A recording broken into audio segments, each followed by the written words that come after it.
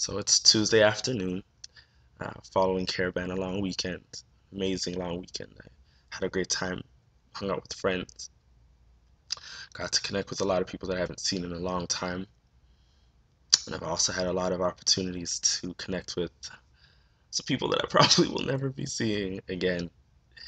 Um, I'm reminded on my day off as I sit here and think about a lot of the stuff that's gone on over the last weekend and my life, I guess, for the last little while at least. And I'm reminded of just how awesome and perfect the universe is at teaching us the lessons that we need to learn, even if we're not really interested in learning them. And the lesson that I'm in process of learning, grudgingly, is about my relationships.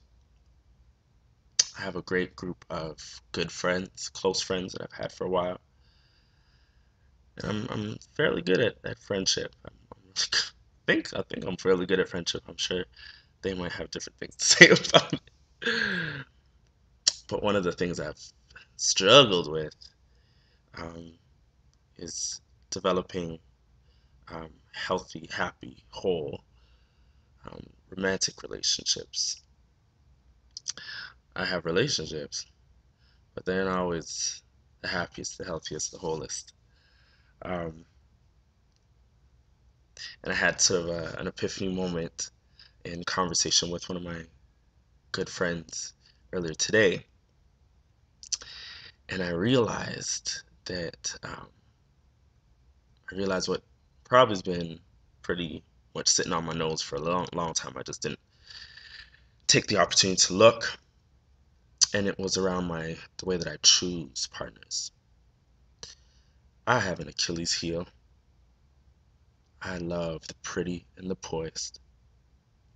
The pretty and the poised is um, my catchphrase for a particular archetype of person that I tend to be most drawn to. Obviously, pretty, um, poised. They hold themselves in a particular way. It could also be called pretty and the snooty or whatever. But they're fun people, good-looking people, hard to read people, and we don't always mesh in the best way. As I get older, I start to realize that um, relationships need to consist of a lot more than just attraction um, in order to be sustainable, whatever um, that looks like or however it's labeled. In order for it to be sustainable, it needs to be sustained by something stronger than that. And I haven't always made choices based on those things. And I've come to bear the wrath of those uh, results in the sense of having, hurt feelings on either side or communication issues or whatever. I've also come to realize that as I've gotten a little older and I'm starting to desire a little bit different of a connection with people than I might have at 18 and 19, that what I've had result is being surrounded by a particular type of person that might not necessarily meet these new expectations that I have. And therein lies my problem. If you've changed your expectations and other people around you haven't, and you both keep moving in that exact same way, obviously that's going to cause friction, hurt feelings, miscommunication, misunderstanding. And I'll be honest in saying that I've been feeling a lot of that recently with the persons in my life. And I've been learning from that. One of the things I have been learning is that I do not like the role that I think I've been relegated to in some of the choices that I made. And that role is one that I think a lot of us sometimes fall into, and I'm sure some of us will recognize that for ourselves. But I call it being the in the meantime person. In the meantime, people are the good enoughs. They're the good enoughs. They're good looking,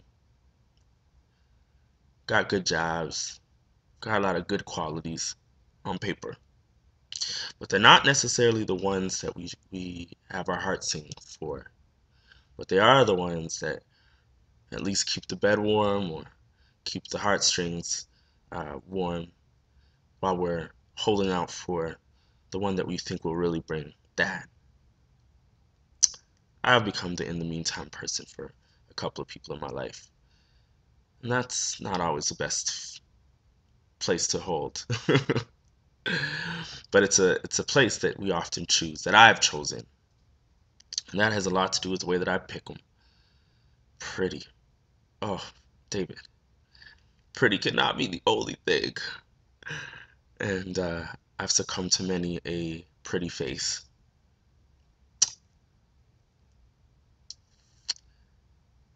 Yeah. And it's not good. It's not good when what you're wanting is something different, something more. So, for all of us in the meantime, people, let's make a resolution. It's not the new year, but you can make a resolution at any point in time in the year. Let's make a resolution to lift ourselves up and out of being in the meantime spaces. And stop fishing in ponds with shiny fish. Because everything that glitters is not gold. And they have their own path, and we have our own path, and we're looking for things, and they're looking for things. But never allow yourself to become the in the meantime person. And hopefully you're never allowing people to be that in the meantime person for you. Because what it really means is you're stagnating, not only mentally, physically, spiritually, sexually. You're just stagnant as you hold out for that better possibility.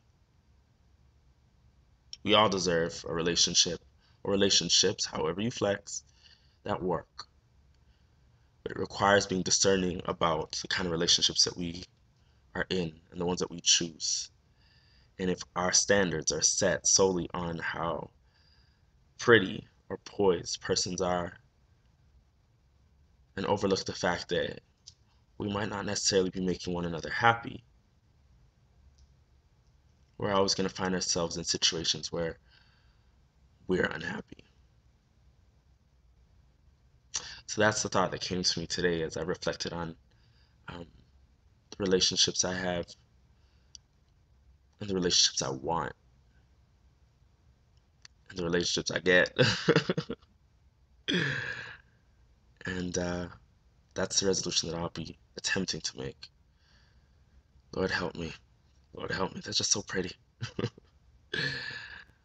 But I know that there are bigger and better things in store for me in terms of this process of learning that I'm in. And it requires that I be in relationship with people who challenge me in different ways and don't just meet base needs, right?